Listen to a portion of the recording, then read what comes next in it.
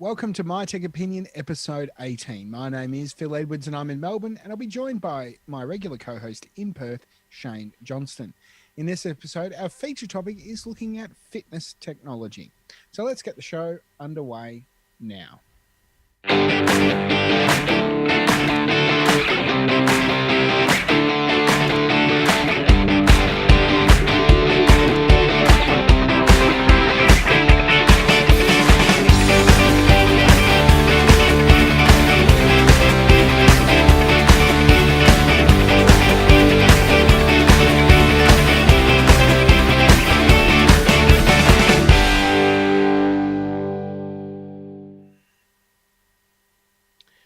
Welcome to My Tech Opinion, episode 18. My name is Phil Edwards and I'm in Melbourne, and I'm joined by my regular co-host in Perth, Shayne Johnston. G'day, Shayne. Hey Phil, how you doing?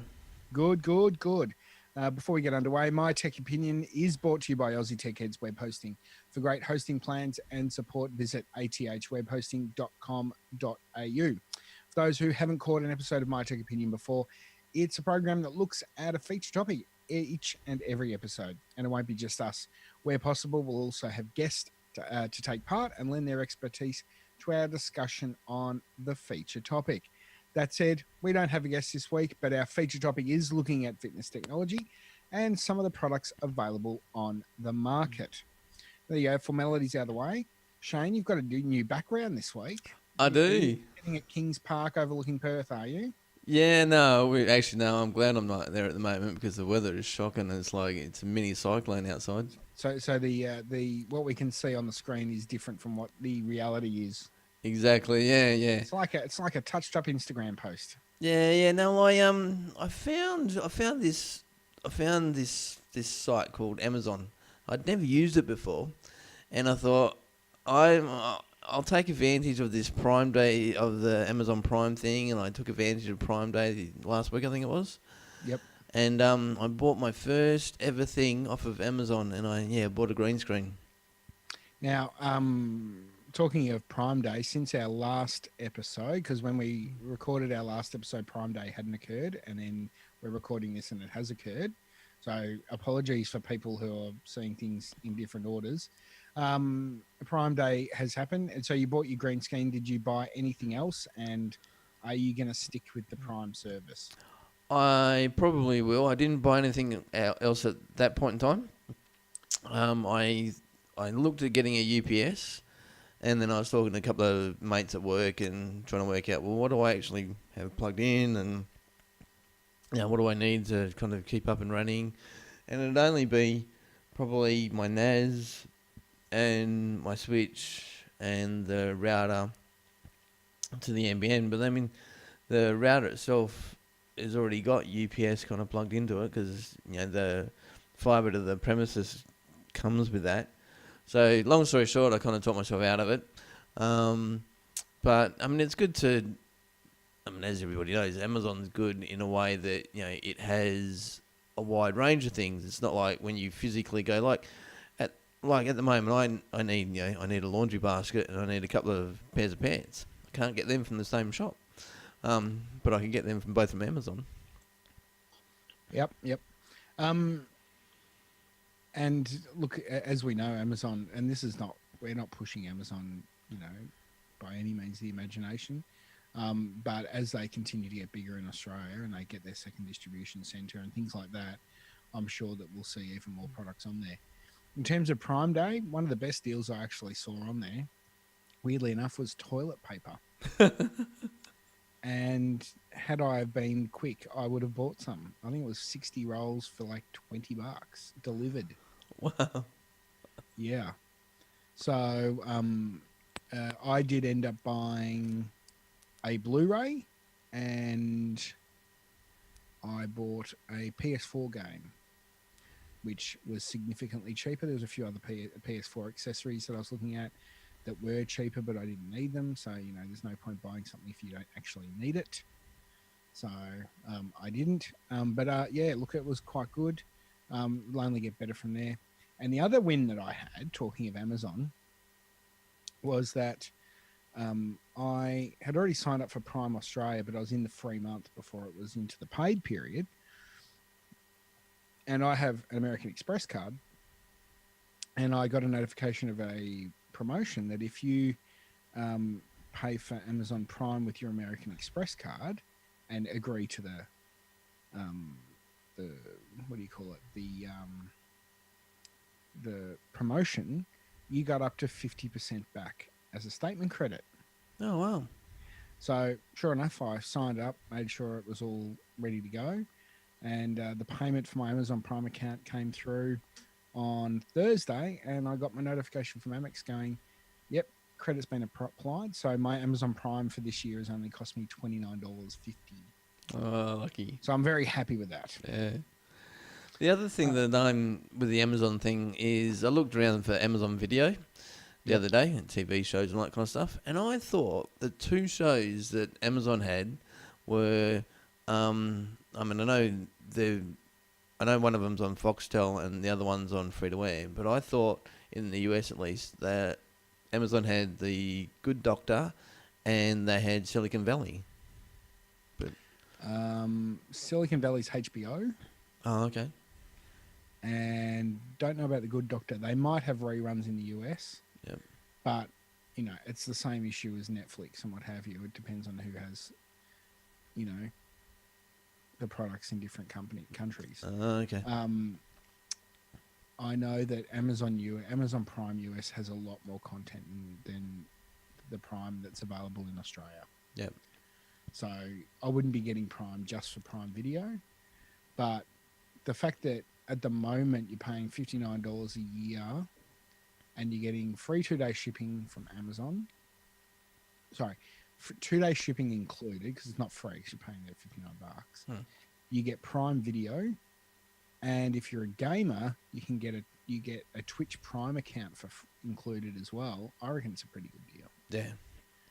But you know, you make your own choice and you make your decision on whether it's worthwhile for you. But I can tell you that I reckon 25% of the country will have Prime accounts within the next 10 years.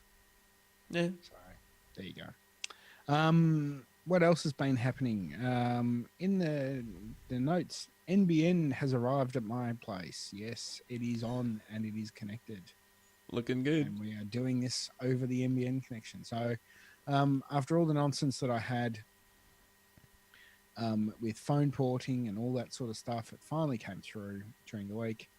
And once that message came through, I had the experience that I was supposed to have had nearly a month ago.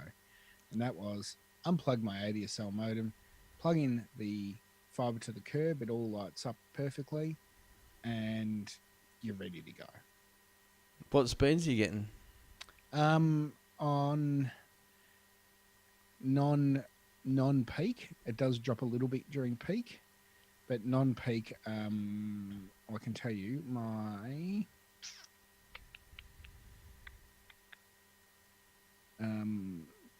95/38.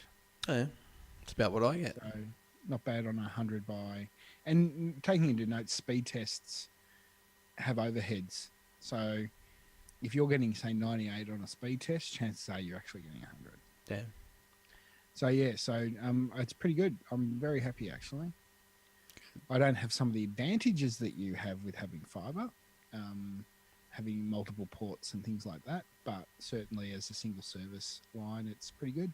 Yeah.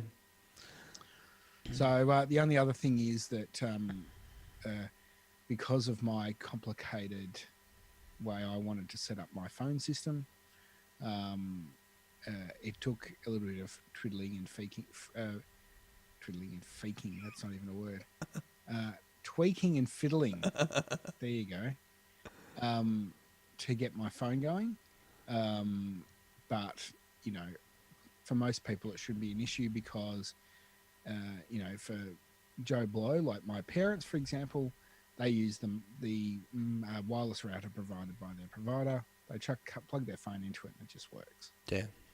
And we're going to talk. We've actually decided before we went recorded that now next episode on My Tech Opinion is going to be on fitness. That's today's episode. Is going to be on IP telephony. And I will go through what my system is, but I have a Raspberry Pi based PBX system running with a couple of PoE phones and and things like that. So I've just nerded out because I can. Yeah. So there you go. Excellent. What else is on the list? Since our last episode, what has been released since we recorded our last episode? 2 new pieces of tech products. Apple refreshed their MacBook Pro line.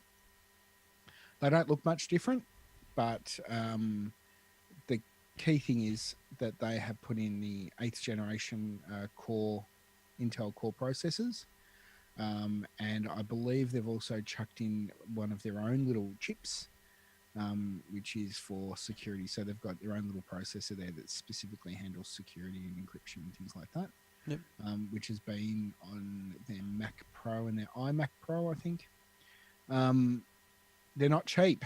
No. I can tell you that, Shayne. I spec'd a unit up, and this is in Australian dollars for those listening. And I went hardcore, and it was over $10,000 for a 15-inch. But the key upgrade, so if I, as we're talking on air, let's go and do it. Yeah. It's the SSD that's the killer, isn't it? Yep. So if we go to Mac and we go to MacBook Pro and we'll click buy, and I won't be buying. So if we choose so the prices start for the 8th generation units. So there's 2 lower ones that don't have the touch bar. They're still 7th gen core processors. So for the 8th gen units, you start with a touch bar and touch ID, and the starting price is $2,600, which still isn't cheap. So if we go to the 15-inch and we'll choose the top spec in a lovely space grey. So starting price on that, which is Core i7 8th gen 6 core i7 processor, and 16 gig of RAM, you're looking at $4,000. So if we spec'd it up, if we put it into a Core i9, which is pretty cool, turbo boost up to 4.8 gigahertz, which adds about $480, which is not too bad. Like it's still money, but it's not too bad. Up to 32 gig of RAM. So if we add 32 gig of RAM, that's 640. So that takes it to 5.2. This is where the fun begins. Yep. So it comes with a 512 gig of SSD. So you can get a 1 terabyte SSD, 2 or 4 terabytes. So let's put a 4 terabyte SSD in there, which I think is overkill, to be honest. And it takes it up to $10,339. Wow. Out of all the stuff in there, the only thing that I would be tempted to do would be the RAM. Oh, okay. Not even the processor? Look, I'm using a MacBook Air now, and it's running really well considering it's probably 4 years old. Yep.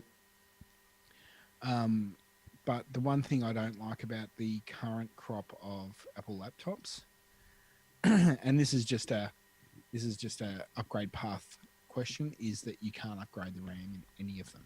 Yep. Now, that said, there's quite a number of the ultra-thin laptops out there that you can't do that with now. So it's not just an Apple discussion. Yep.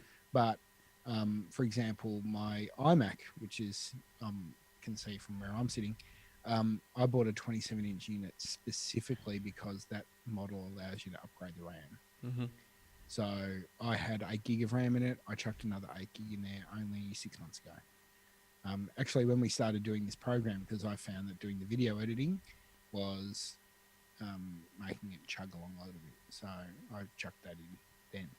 Can you get off-the-shelf RAM, or do you have to use Apple RAM? No, you can use off-the-shelf RAM, providing it meets the right specs. But yeah, you can buy it quite easily. Yep.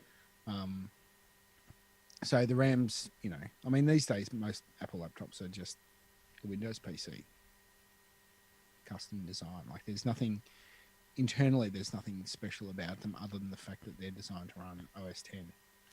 So, but look, they're a nice unit. I'd love to buy. I probably wouldn't buy the 15-inch one. I'd prefer to buy a 13-inch one just from a size perspective. But that ain't happening anytime soon. So, I think Apple are missing the boat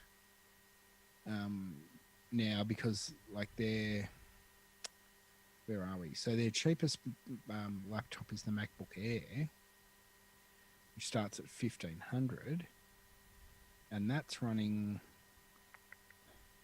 What have we got in there?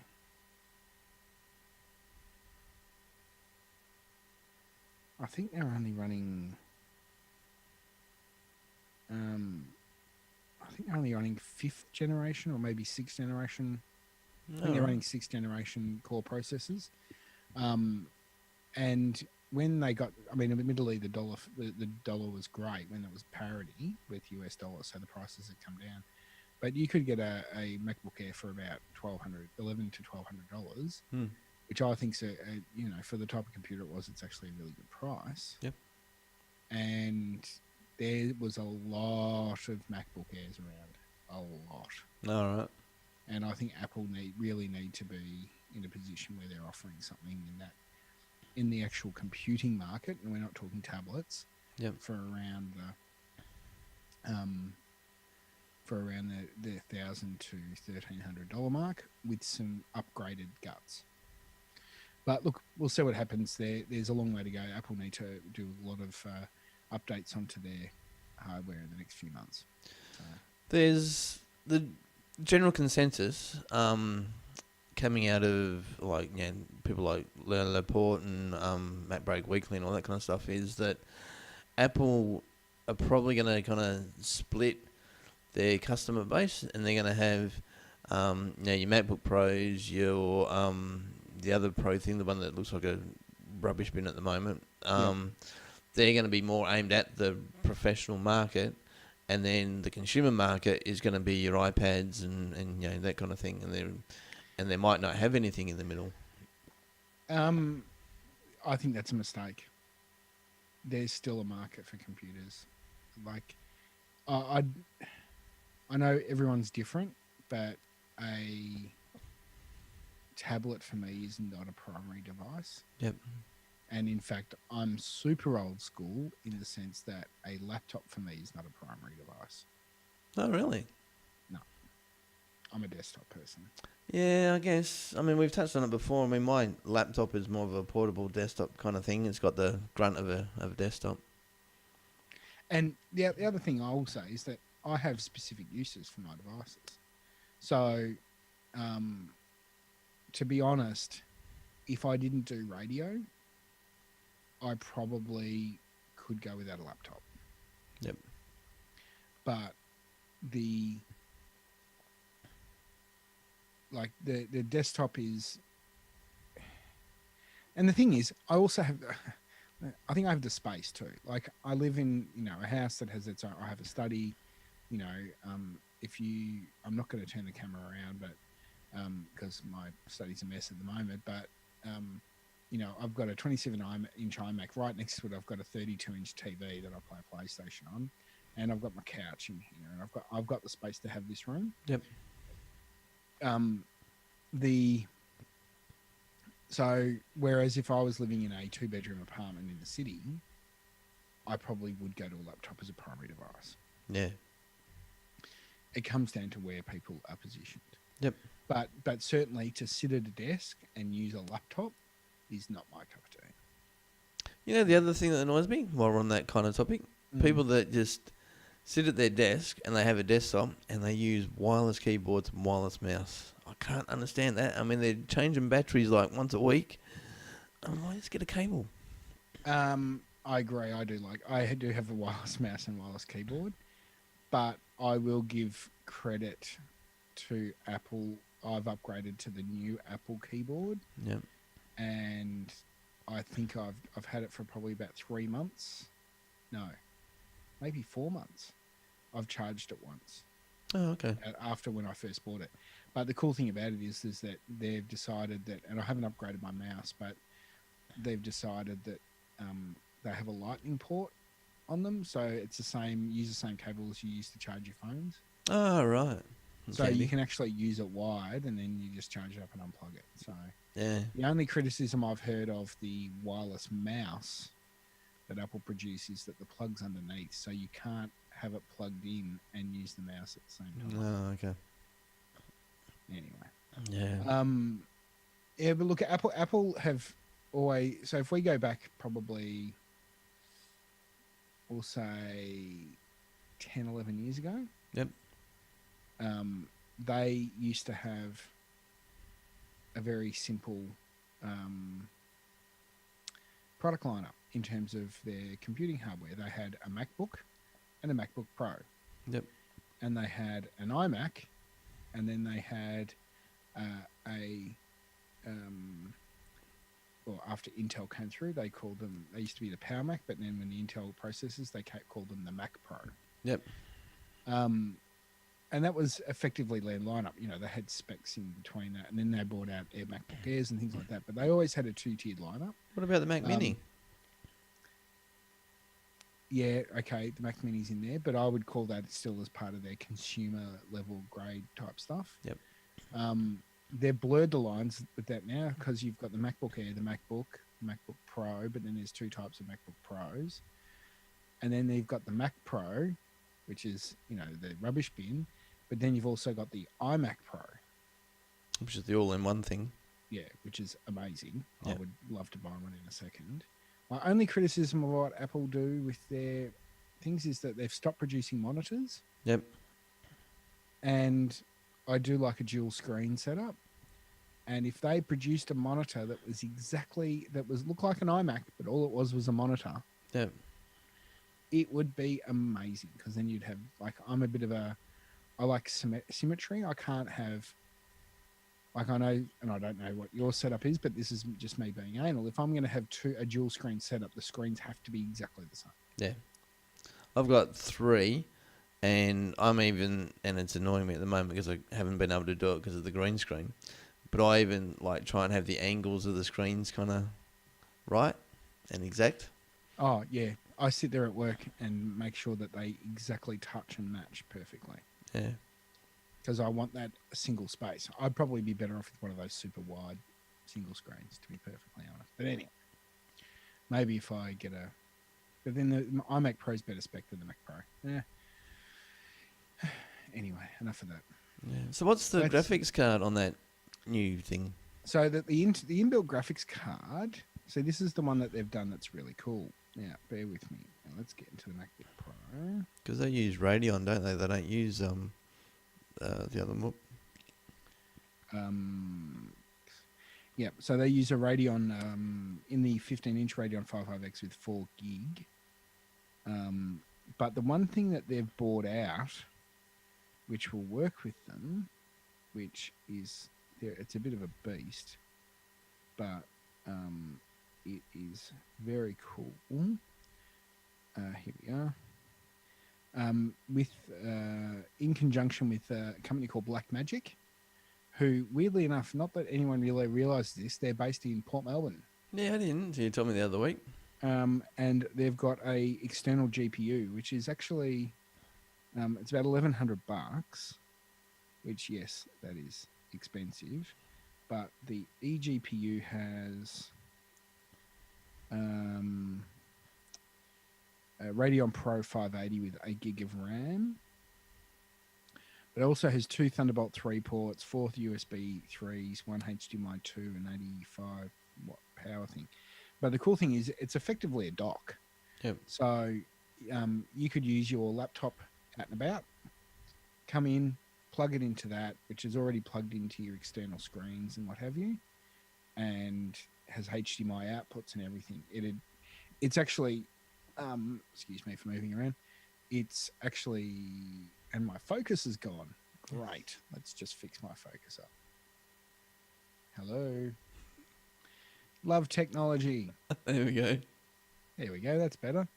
Yeah, it's a bit of a beast. So it's about $1,200. It ain't cheap, but for professionals who do a lot of video graphics editing and things like that, it's a bit of a cool unit. Yep. So, Anyway, enough about Apple. You can have a look at all those products on the Apple website. They've got them there.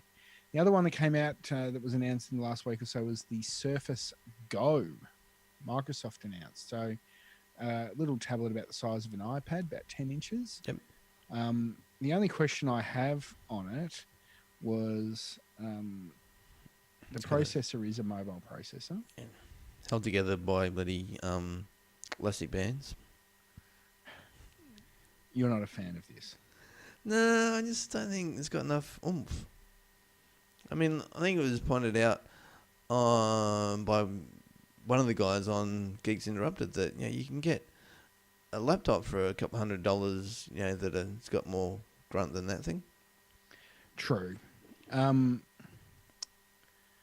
wouldn't buy one until it's released and I see a review on it. It has. We could get a review unit and we could do the review ourselves. Well, we could do that. I'd be interested to have a look at that.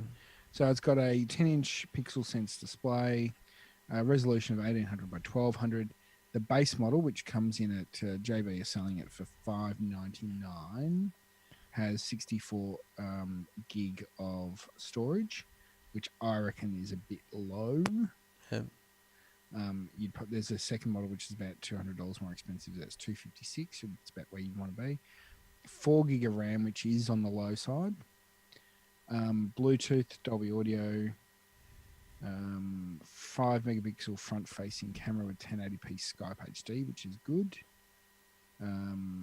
Multitasking, USB-C, fast charging, and a headphone jack. It doesn't. So what's the processor in this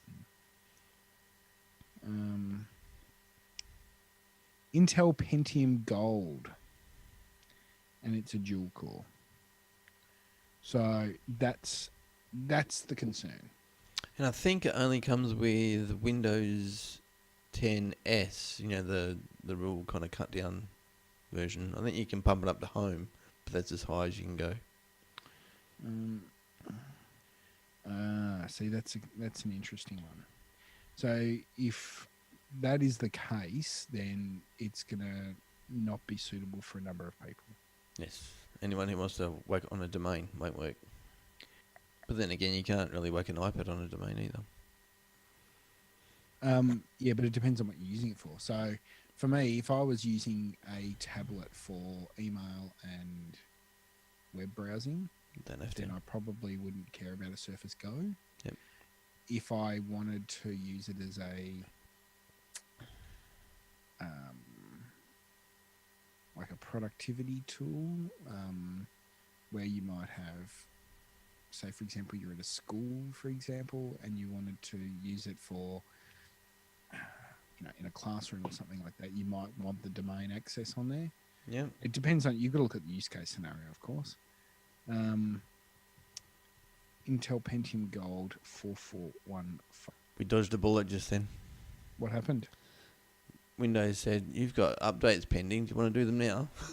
Oh, I think Windows doesn't like being talked about. I think its ears were burning. Yeah. Intel Pentium Gold 4415. What does it say? Tech specs. Processor base frequency 1.6 gigahertz. My smartwatch has got a better processors than that. There you go. Can you tell I'm not a fan? Yeah. I like the idea of it, but as I said, I don't know if I said it on as we're recording, or I said it to you prior to our recording, is that I would like to see a review unit of it before I hold out a decision on that. So yeah, look, be interesting to see what it's like. So, so that is available, as I said, starting price $599. So not bad there. Or $839 for, that's 128 gig storage and 8 gig of RAM. So I'd be paying, if you were going to buy one, I'd still pay the $839. Yeah. Because not so much, like, definitely for the SSD, but definitely for the RAM. Yeah. Yeah, Paul Thurrott even said on Windows Weekly that, if you're going to go for it, go for the top one. Don't worry about the entry level. And that does, start changing the economics of it, though. Yeah. when you start looking at that. I'm just trying to see what I've got in this unit. Here we go. Okay. So the NUC that I do this on has 8 gig of RAM. So anyway, so yeah, look, Surface Go, a tablet device, only 10 inches. I think the size is pretty cool. Available for pre-order now. You go out and have a look at that. If you like, we'll be interested to see what the reviews are like when the specs come out. But really, it's a bit of a toy more so than anything else. Yep. That's about it for our little chat. Yes. I think we've covered it off. We've talked longer than I expected, but that's always good. Yep. We are going to take a very quick break, though, on My Tech Opinion. We'll be back in a moment to talk about our feature topic, which is health and fitness technology. We'll be back in a moment.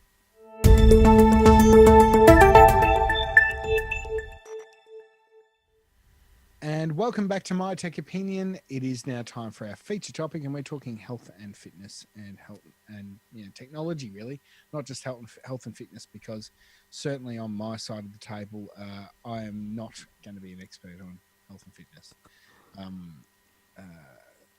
Yeah, that's just, we'll leave it at that. So I'm very unfit, and there's no question on that. So, but the technology that goes with it.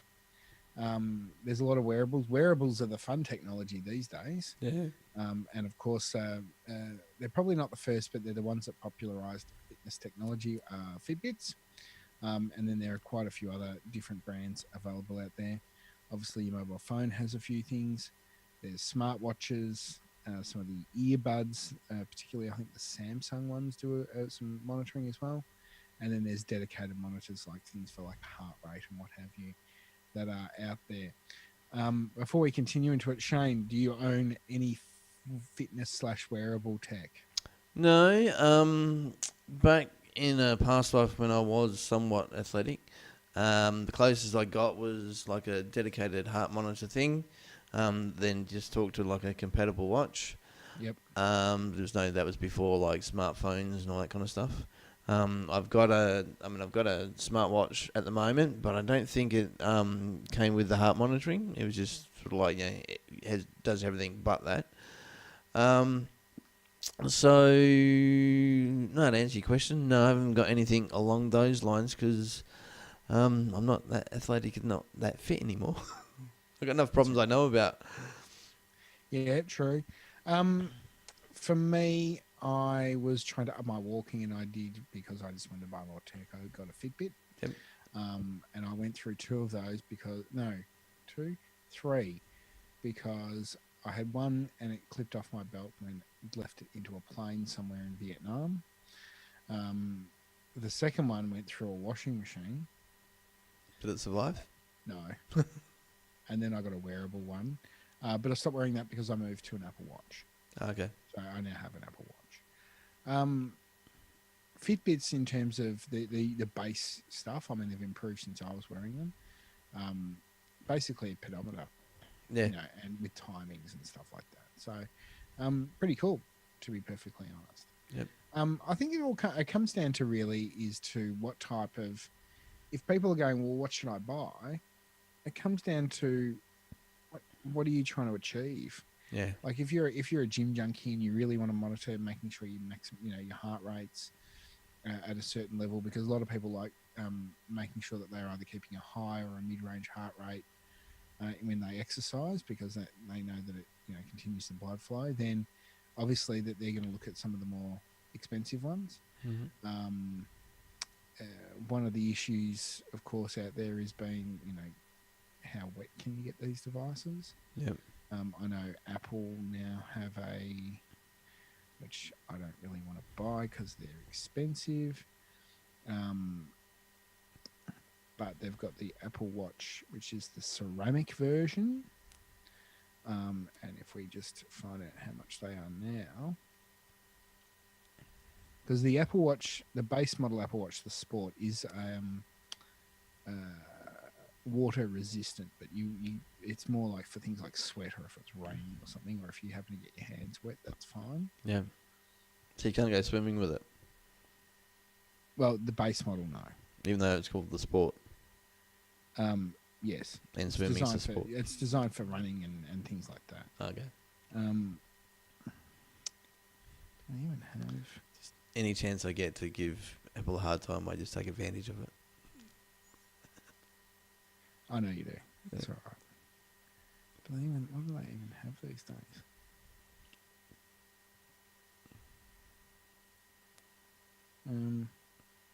Case material. Ceramic.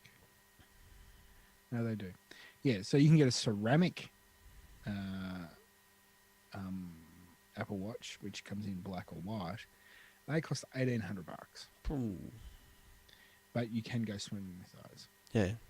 Oh, and that's the Series 3 GPS and cellular model. So okay. that's top of the line. Yep.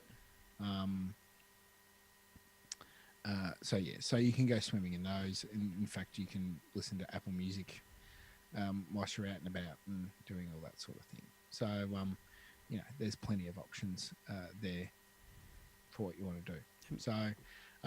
So they vary.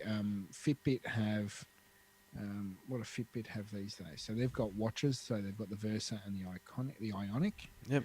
But then they've got a heap of trackers like the Charge 2, the Alta, the Flex, the Ace, which is a kid's one. And there's a Zip, which is a clip-on one, which is the one that I used to have. And they've even got other things like smart scales and wireless headphones and things like that. So you can get into the thing. But it's also not just about the tech. It's also the device and the what like usually there's apps on the device that tracks your fitness and things like that. Interestingly, Apple have opened up their platform for their health platform that third-party devices can use it. Fitbit have decided not to go down that. They're going to keep people locked in their ecosystem, which is fine. But it just comes down to what devices you prefer and what whether you want to go for fashion, you want to go purely for form, and things like that. Because there's even the other company that's produced a lot of things is Garmin. Yeah. And they've got Vivo Fit Junior, which is a kids tracker. They've got the Forerunner, which is a GPS running watch. Now, obviously, Garmin are absolutely their tech is in GPS. Yep. So their devices are pretty well all going to have GPS in them. But they've got one called the Edge 820, which is a bike-mounted one. Oh, right. It's not actually a wearable; it's for your bike. Yep. So there's a cool a lot of options out there, and I think it comes down to what platform you're on. Mm-hmm. Because really, if you're going to have an Apple Watch, you're going to have an iPhone. Yep. There's no question about that. Yep. And anything that's the Android Wear based. Yep. Which is what I think you would have. Is that right? Yep. Yeah. You would obviously want to have an Android device to support that. Yeah, I think because Apple, they call theirs Health Kit, and I think Android is it's either Android Fit or I think it's Android Fit. I think that's what they call it. Yep. But the good thing about things like Garmin and the Fitbits is that it doesn't matter what platform you're on, you're fine. Yeah. So tell us a bit about your device. So I've got the smartwatch that does nothing in the way of fitness. Yep. All I have on my phone is the Android Fit and the phone itself. So really, all I keep track of is the steps that I do. This is back when I was kind of training for the fun run that I did last year. So I was keeping track of the steps. Then also keeps track of the amount of calories you burn and all that kind of stuff, and all those things are kind of really algorithms, because to get a proper, accurate measure of the calories you burn, what you're supposed to be doing is kind of having a little thing in your mouth where it's measuring the oxygen going in and the carbon dioxide going out, and that's kind of how they do an accurate calculation of calories. And that's an interesting thing we'll probably get to later on, is the accuracy of these things, which one's more accurate and all that kind of thing. But I know that the other wearables that have got, and we've touched on it before, is the earbuds. I think the new earbuds that are coming out. I don't know if the Apple ones do it, but you can measure your heart rate and all that kind of stuff in your ear, because that's one of the places in your body that has a pulse. The other thing I think that I can't speak to the Apple Watch, but I know some of the high-end watches on the Android side, I think they're even now measuring things like glucose levels in your blood and all that kind of stuff. Because they don't have to do they don't have to penetrate the skin to kind of do it. Yep. I'm not exactly sure how the tech works. I think it's more kind of, I think they just kind of use some sort of light spectrometer kind of thing. Yeah, so I know that they're definitely for the pulse. They're using light and reflection through the skin for those. Yep. In terms of the glucose monitoring, I don't know a lot about that. I know that, but I don't think the Apple Watch does do that. Yep. I know that Apple have been trying to look at is looking at monitoring heart rhythms to determine if there's potential concerns. Yeah. And they're looking at ways to use the device to test blood pressure. Oh, okay.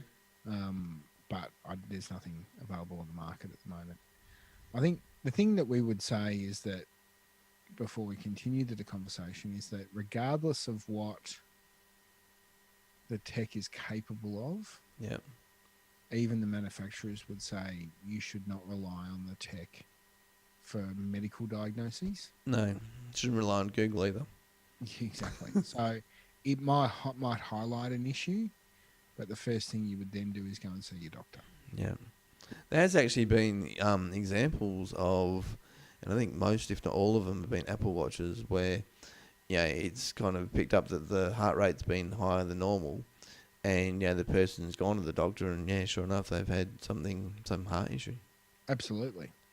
So that's the thing that's worthwhile in terms of what you can do with it. The what are the devices can do? Obviously, Apple Watch, if you've got the cellular model, has its own SIM card in it, and of course the telecommunications companies are getting their grain of salt out of it by charging you $5 a month to link it in. Yep. And they're all exactly the same, mind you. But the advantage is that if you go out for a run and what have you, you can leave your phone at home.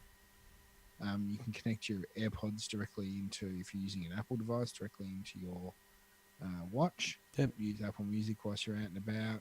Take phone calls, do all that sort of stuff. So there's certainly some from the technology side of things where they've developed, even in 3 years is quite amazing. Yeah. So the one thing that from a technology perspective, the Samsung products or the Android Wear products have that is cool is a round face. Yeah. Which is cool. I like it.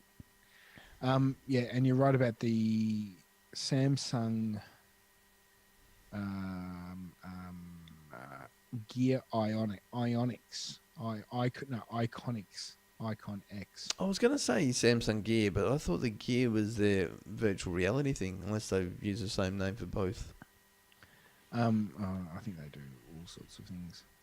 So and it has it links in, and it has you can put the goals that you want to achieve through the app, and it will actually have a coach for you. So as you're listening, it will tell you certain things and what have you. So I think even the Fitbit one does it, where it has if you're listening to the Fitbit app and something happens, it will give you messages of praise when you get to certain goals for the day and stuff like that. So it's pretty cool. The other thing that just came to mind that I know definitely Apple does, because they made a point of actually mentioning it when it came out a couple of years ago, and I'm pretty confident Android does it as well, is they've actually also got, because they've got different sports, they've got running and swimming and all that kind of stuff, but they've also got wheelchair racing as well, because obviously, someone in a wheelchair, they're going to be using their arms to push, so it's smart enough to kind of keep track of that versus someone's steps. Yeah, and I know that you're right. I think the initial release of some of their fitness apps didn't have those accessibility functions in there, and as they've developed them, they're continuing to add them in. The same goes with the, this is not fitness tech, but things like the I can't remember the name of it, the live ears or something like that, where you can actually utilize the microphone in your phone to someone with the Bluetooth hearing aids. Oh yeah. And to amplify voice and things like that, which is pretty cool. Pretty cool. So yeah, continue to do that. I think the thing to me is that it's you've got to, and it sort of goes back. You've got to look at what's your use case. So what are you actually doing? How serious are you about tracking your fitness? And what suits your current infrastructure? Yeah. So if you're a hardcore biker, the Garmin one's probably a better one for you, because it's specifically around biking and it attaches to your bike and measures certain things off your bike. Yep. Whereas, if you're going running, I mean, the Apple Watch and the Samsung Gear are focused around doing that running, gym sort of exercise as opposed to anything else. Yeah. But you are right, Shayne. Other than the heart rate and maybe some of them with the glucose and what have you, it's all of the other measurements of calories burned and things like that is based around activity times what information you put into it. Yeah. You've got to put your weight into it, you put this into it and what have you, and it manages it all that way. Yep. And for example, Fitbit, to combine them, have scales. Yeah. And you can jump on the scales and it will, chuck that information into the app as well. And, it keeps a track of weight loss if that's what you're aiming for, and it combined with your exercise and things like that. So that's pretty cool. So the other thing, I think it's across the board with all these companies, is the information is stored in the cloud. So like if you're in the Fitbit ecosystem, you're in their cloud. Apple, you're in their cloud, so on and so forth. Do we know whether any of these companies have had any breaches in relation to data and stuff? I don't, not that comes off the top of my head. I'm sure one of our listeners might want to correct us. Yeah. But I don't believe there has. But it also comes down to what information you put in there and that sort of thing, to determine whether it's if it's a concern for you. If it's relatively anonymized, I haven't even said that word right. Anonymized. Anonymized data, then you're probably not so concerned. Like, is it just linked to an email address? I think where the concern comes down is that, are we going to get to a point in the future where private health companies and things like that are actually going to ask for access to this information in terms of determining how well you're going? Yeah, yeah. And we're all, in Australia, we've got the My Health Record situation happening at the moment where they're going through an opt-out period, and but at the same time, the health record option, Singapore had a breach and 1.5 million people's worth of data was potentially compromised. So, yeah, very interesting. But look, the other thing to look at as well is, and I'm just going through at the moment on the iPhone, which you can't see the thing, but anyway, because it's all very bright and oversaturated. But just, type in fitness and you can see a heap of fitness apps out there that can also assist you in, maintaining and managing goals and things like that. So there's a heap of stuff that's available. The other thing that I used to do when I was doing the training again for the fun run thing is, I can't think of the name of it. Let me have a look at my phone. It was a mapping thing, so it actually kept track of where I kind of pushed. Yep. And it kind of overlaid on the like proper street maps and stuff. So that was handy, and you can kind of keep track of how far you went, how long it took you, and again that also kind of kept track of best guess, I guess, how many calories you burnt, that sort of thing.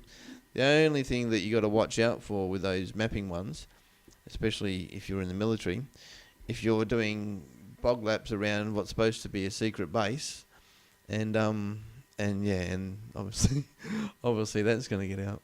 That happened a couple of months ago, wouldn't it? And I think you have the choice of not sharing your runs and stuff, though, don't you? Yeah. But yeah, the military would probably have a rules about what you can and can't do with those as well. They do now. Yeah, absolutely. The other thing in terms of this is a different angle on fitness technology, because we've looked at wearables. The other thing that's available, and I've used to see ads for it when I was watching my American streaming services. There's a streaming service that's available. It's $19.95 US a month, but it's called Daily Burn, and it's the fitness Netflix. Oh, really? So it is an app that you can create your own profile and can tell you what sort of programs to do. So, there's a program called Total Cardio, Infernal HR, DB Cardio, no, that is Cardio Sculpt, Yoga. They got Bob Harper from the Biggest Loser in America, and he was on the Australian one in the first year or so. An episode called Blackfire. So they're a 15-minute workout. So there's a heap of different programs on there in terms of workout programs that you can view along and do to your television at the same time. So there's another option in terms of the fitness tech world that's going on. Yeah. In terms of some of the other innovations that are coming out,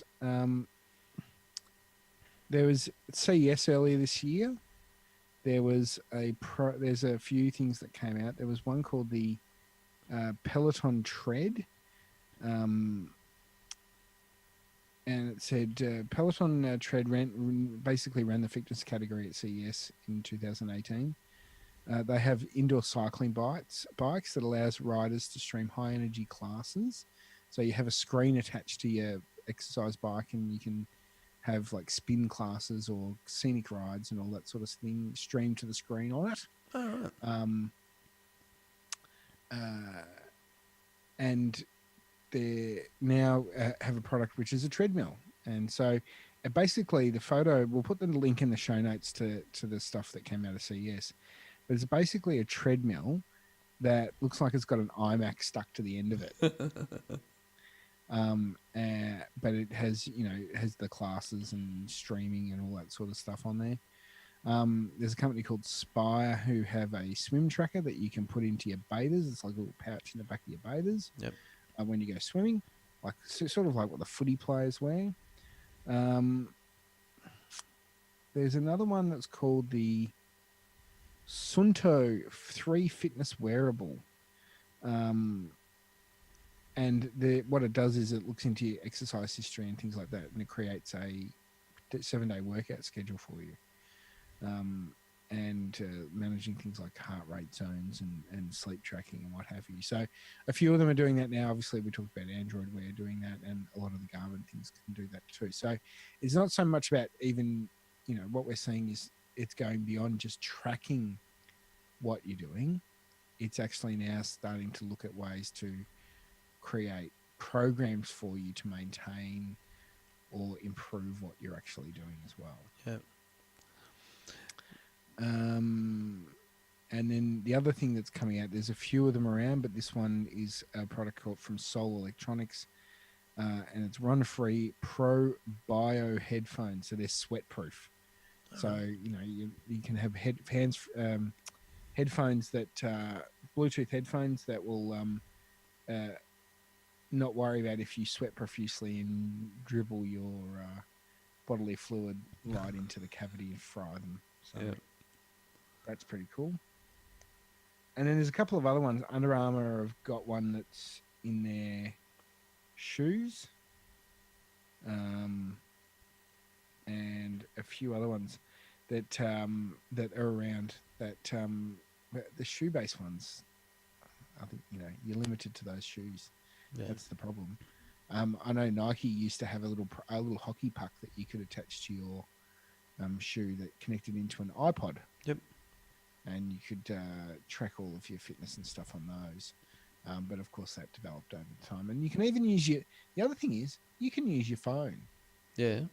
Your phone can have a pedometer in it. You can chuck that in your pocket, go for a walk.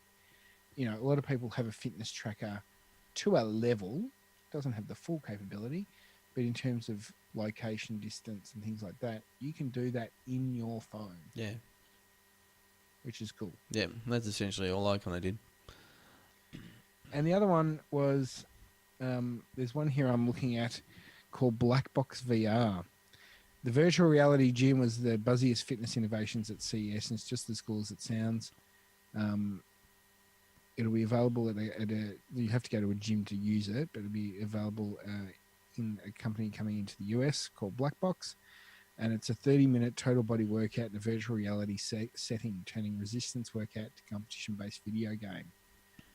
So there you go. So that's we talked about VR a couple of episodes ago, and this is adding that into a fitness world, so you can actually do competitions and stuff in a VR environment in a gym, which would make those goggles really sweaty. Yeah, it would do, yeah. Really sweaty. You'd want to clean those things down. Yeah, and they'd want to be a good fit.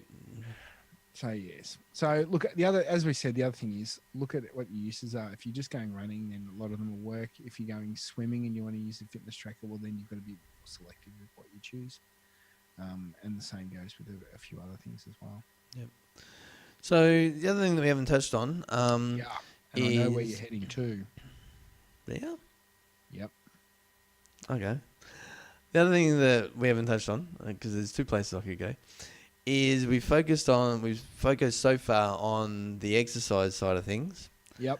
There's also the other thing that's as important is how much sleep you get and the quality of your sleep and all that kind of thing. Was that where I was going? No. I think the other tangent that you're thinking of as well. But yeah, in terms of sleep tracking, good move.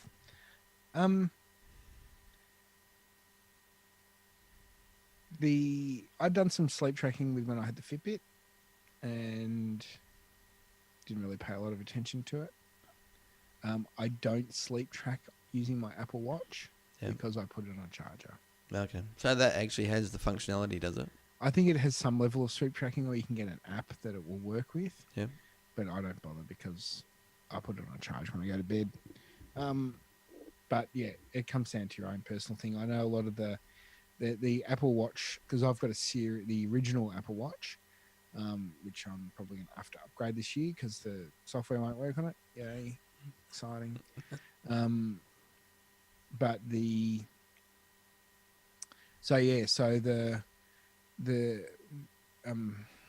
come on, Philip, talk. Yeah, but you can do some sleep tracking on that, but the batteries are not great, so you've got to charge it at some point.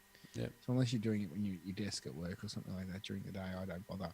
I know from my radio show, Daniel Olivares does sleep tracking with his Apple Watch. Oh, okay. Yep. Cool. So that's why I know it can be done. Yep. If you really want to focus on your sleep tracking, you probably better looking at other devices as well. The Fitbits are probably really good for that because the battery life on the Fitbits are pretty good. Yeah, and then you get other ones that, there's things you can put under your pillow, there's things you can put under your mattress to kind of keep track of, how restless you are in bed and all that kind of stuff. Yep. Then to take that even further, there's meditation apps and meditation kind of tracking and all that kind of stuff because that's meant to be beneficial for you as well. Not that I've kind of done any of that sort of thing at all. It's not just the exercise, it's the sleep, it's your diet, it's meditating, it's kind of the whole thing. And to circle back to where I think Phil thought I was going, all these things need to be accurate. And there's no point sort of. Some are better than others. I don't know whether there's anything specific in the show notes. Did we end up finding anything in the notes to sort of say which ones are better than others? Yeah, there's a link I found from a website called Nudge Coach, and it has an infographic saying how accurate are wearable fitness trackers. Cool. And it says heart rate accuracy. The gold standard. Hospitals use an electrocardiogram to measure electrical activity in the heart. How fitness trackers do it. Wristbands use optical heart rate monitors to send green LED light through the skin. Your pulse is estimated based on how much light bounces back. How accurate are fitness trackers? Pretty accurate, but not as accurate as chest straps. According to one study, the Apple Watch was the closest to medical heart rate technology. So it says wearable fitness tracker, Apple Watch, and this is from about 18 months ago, Apple Watch was 91%. The Mio Fuse was at 91%. The Fitbit Charge HR was at 84%. Wow. The Basis Peak was at 83%. And a Polis H7 chest strap was 99%. That's what I used to use. Yep. Then it says calorie burning accuracy, which you touched on before, Shane, and you did a very good explanation of that. So the gold standards, researchers estimate caloric burn through ergospirometry. A mask captures exhaled air, and the air's composition indicates burned calories.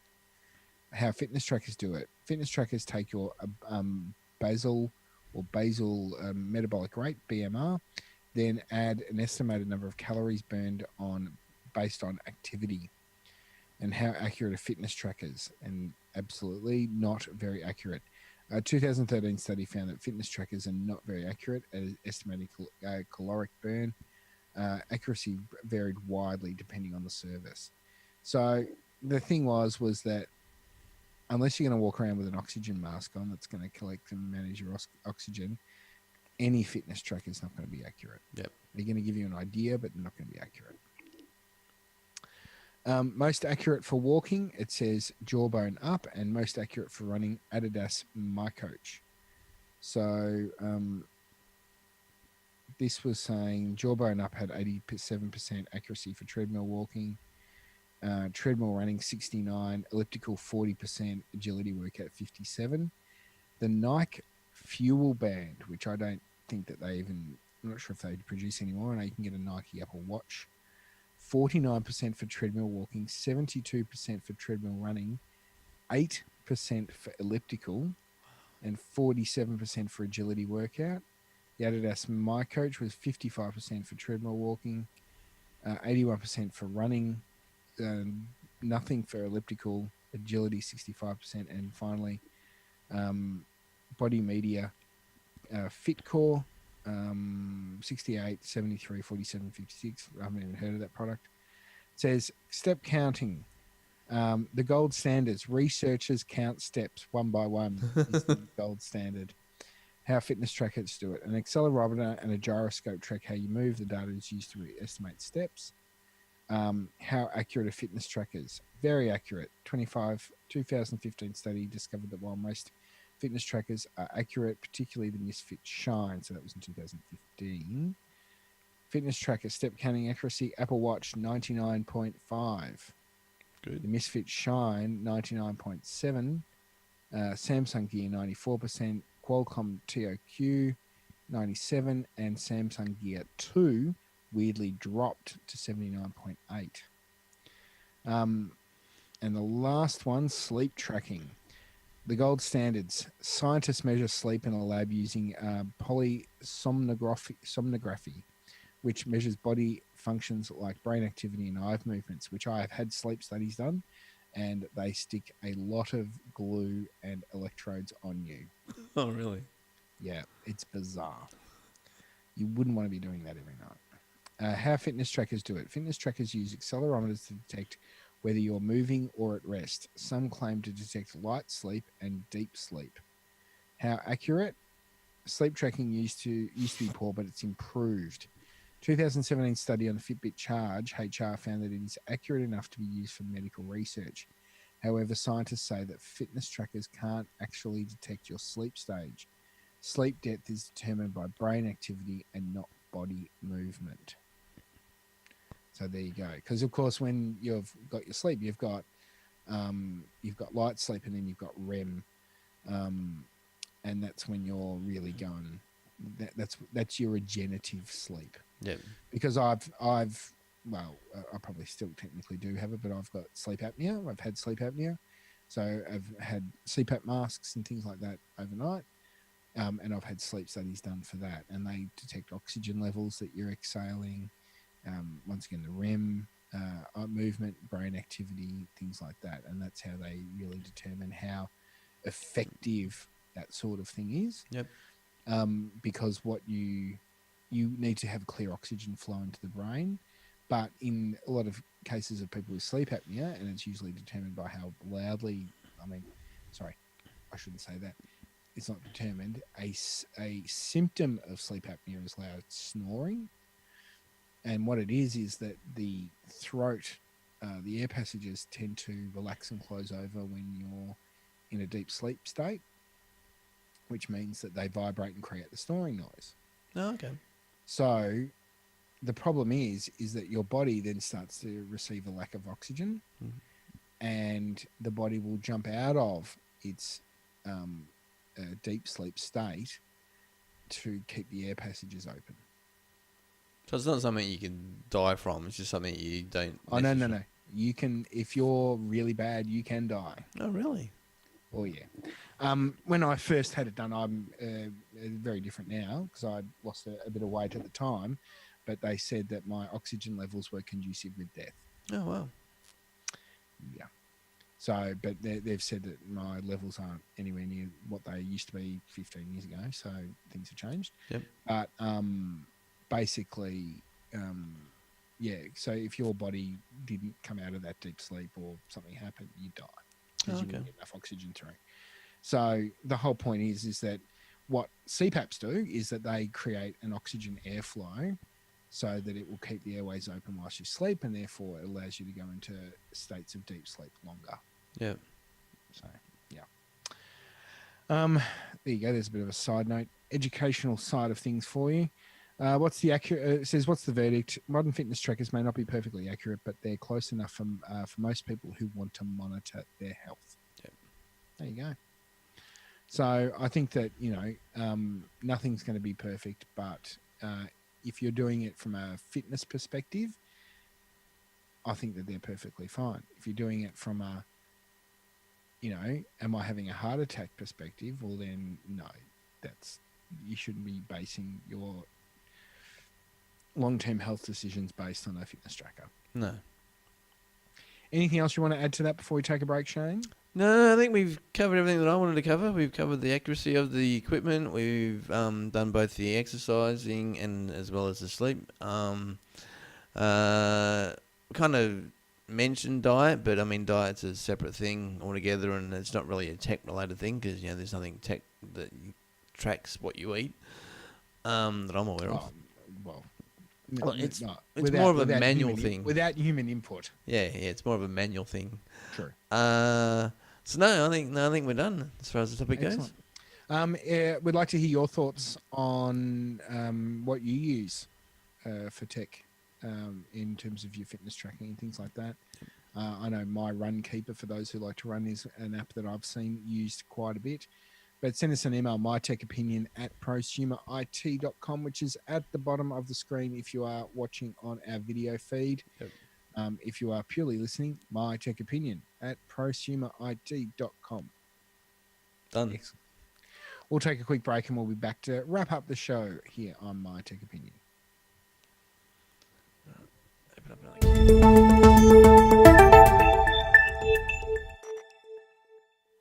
And welcome back to My Tech Opinion. It is time to wrap up the program and we'll set off into the sunset before we get to go and have our break, and Shayne goes out to that lovely sunny weather that's directly behind him on the screen. So it's not like that in real life. It's peeing down with rain at the moment. There you go.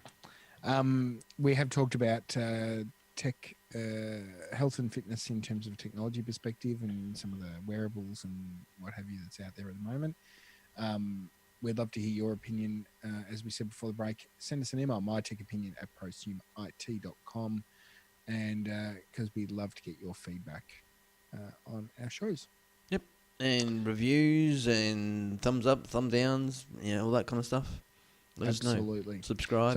So leave a review on the iTunes podcast, the Apple Podcast Store these days, and also the Google Podcasts app, because your reviews help us get noticed. Yep. Hopefully they're good ones. Don't leave one if they're not good, please. We give ourselves our own bad reviews, so that's okay. But we just don't tell you about them. We don't want to do that. We don't want to do that. But we are finishing up the show. Visit the website, prosumit.com/MTO. Yep. And of course, you can, if you're listening on the podcast, you can see our the videos of these episodes on YouTube, and if you're watching this on YouTube, you can hear the audio of these on the podcast. That's the same thing, though. Yeah. So it's all good. But make sure you subscribe. We love our subscribers, and thank you very much for doing so. Next episode, episode 19, we are going to do IP telephony. Yes, we are. And some of the options available, whether it be having, a VoIP phone, Skype, whatever you choose. But the thing is, if you're in Australia and you're going onto the NBN, you think, well, I'm never going to go on IP telephony. If you go onto the NBN and you keep a home phone line, guess what? You're on VoIP. Yes. So we'll talk about all that too. So if you've got any thoughts as well about what we should talk about in our IP telephony episode, send us an email, or some suggestions on what our future topics should be in the show in general. Yep, absolutely. We're always looking for ideas. So there you go, my tech opinion at prosumit.com. I think that's it. We're done. I think we're done. Excellent. Well, thank you very much, Shayne, for joining the program, as you always do, and pushing all the buttons and getting all the recordings happening on your side of things. Just checking, making sure it's still going. Yep. And all good. And, of course, on my side of the things, I'm looking clearer and better than ever because I now have fast broadband. Yes, we didn't get that message saying your NBN connection's shaky. I know we didn't have any of that. Connection is unstable or anything like that this week, so I'm very happy with that indeed. Yep. So that's it. We'll be back for another episode 19 of My Tech Opinion very soon. So make sure you stay tuned for that, and we'll see you all then. Thanks, everyone. Bye. Bye.